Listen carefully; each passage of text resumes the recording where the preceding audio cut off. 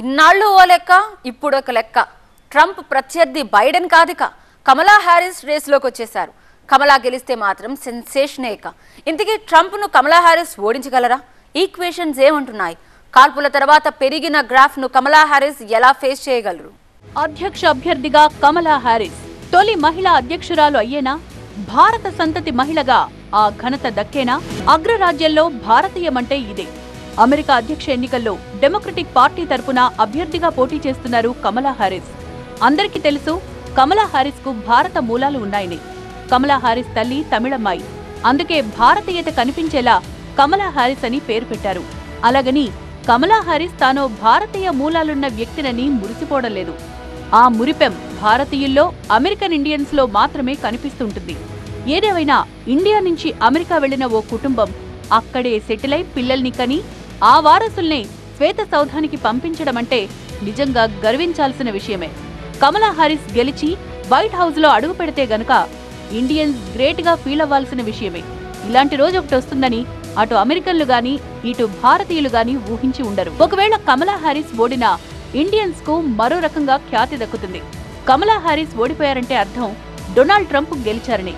Trump గెలిస్తే vice president గా గెలిచేది జేడీ వాన్స్.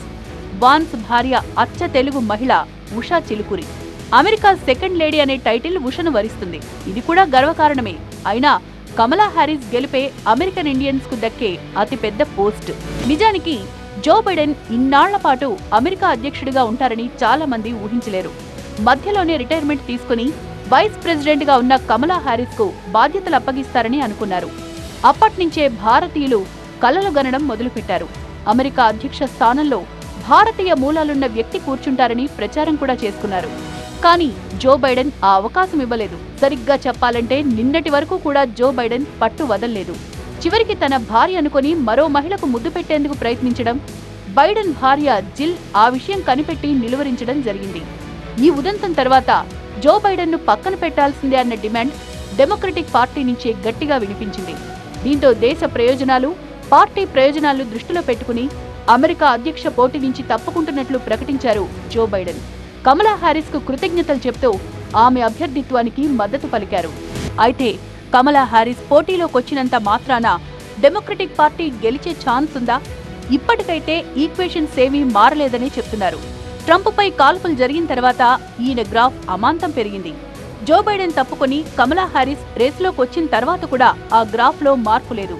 ఇకపై కమలా హ్యారిస్ ఎలాంటి స్ట్రాటజీతో వస్తారన్న దాన్ని బట్టే గ్రాఫ్ మారచ్చు.